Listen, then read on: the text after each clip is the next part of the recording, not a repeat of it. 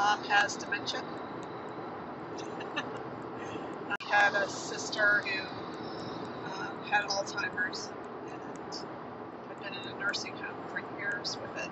So she's in an Alzheimer's unit in Hartfield, assisted living, and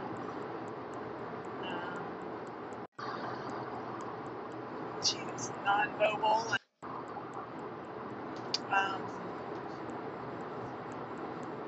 not very verbal. While she's alert, knows what's going on around her, she can't communicate. Most of her brothers and sisters who passed away before she did died of strokes, and a couple of them very young, 86 in September. In October of 2009, so she would have been 82, she woke up from a nap and had decided that she had made plans to go visit a cousin in Texas, and so she called me on the phone, told me that she was going. She didn't know how she was going to get there, but she was packing her suitcase and figured maybe she'd take the train. She'd already called the cousin in Texas and told her that she was coming, and so I can only think that she must have had a dream about it and woke up and thought it was reality. They didn't shake that. And at that point, it was just such a sudden and huge change. Over the next month, while we tried to make arrangements for her to move into an assisted living home, she was convinced that we had moved her to another house.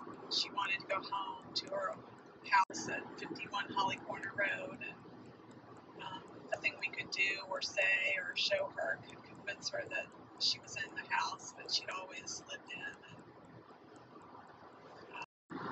And she was just convinced that we had moved all of her things to a new house. So the signs were so gradual that they didn't, they were just small increments of, just, what did I come in here to do kind of things, or, forgetting a phone number or something like that, but nothing that affected her ability to live alone or take care of herself.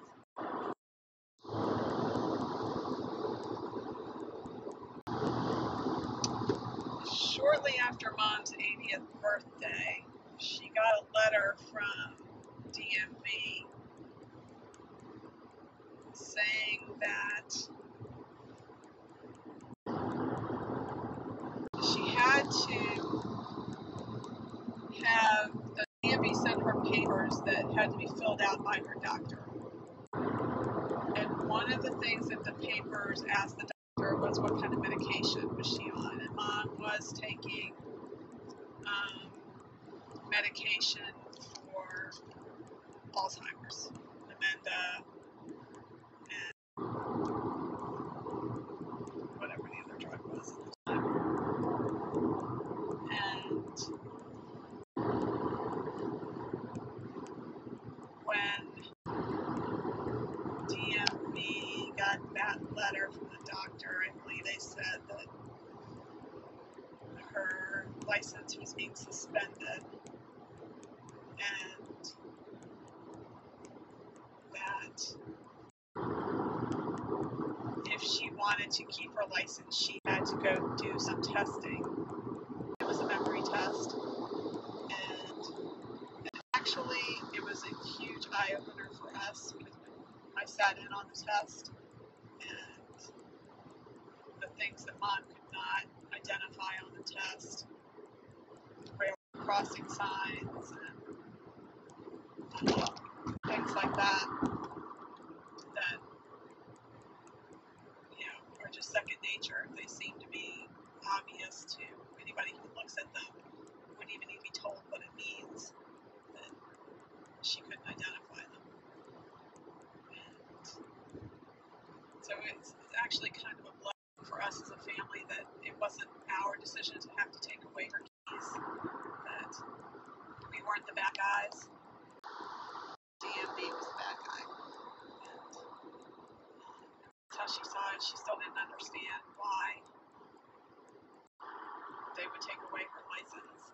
devastating to her to lose that freedom, and losing that, she seemed to make a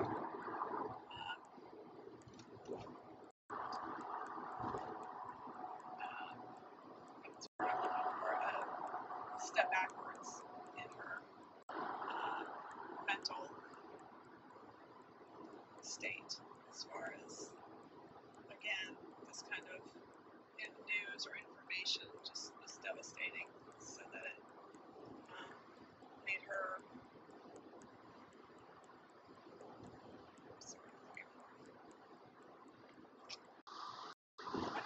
a setback. So getting the news from DMV that her license was being revoked seemed to provoke another setback in her mental memory and thinking. She was working full time and had a daughter in college and a daughter in high school, and my sister lives in Chesterfield and she's working full time. My brother, who does live in Fredericksburg, is an attorney, so, and his wife, it wasn't feasible for them to take mom in, and David was living out of state, so, and they had already taken care of his mother-in-law when she was elderly. So I think we decided to do the Hartfield thing because, for one thing, Mom had inherited some money from her brother that she had been putting away for this reason. And so she had the money to do that. And we also felt that if she were living with one of us, she wouldn't have the opportunity to socialize with people her own age. Well, Diane and Kenny and I, who still live in the area, most of what needs to be done. Kenny, being the attorney, is taking care of her legal affairs and his power of attorney. So, yeah, he takes care of that kind of thing. Most of any of her bills that she still has are on automatic draft, so they just get taken care of out of her checking account. And Diane pretty much takes care of the financial side of things, managing her the money she has invested and moving money around when she needs it. And I take care of her basic needs as far as toiletries and making sure she has all of those things that she needs, and taking her to and arranging doctor's appointments and things like that that are local.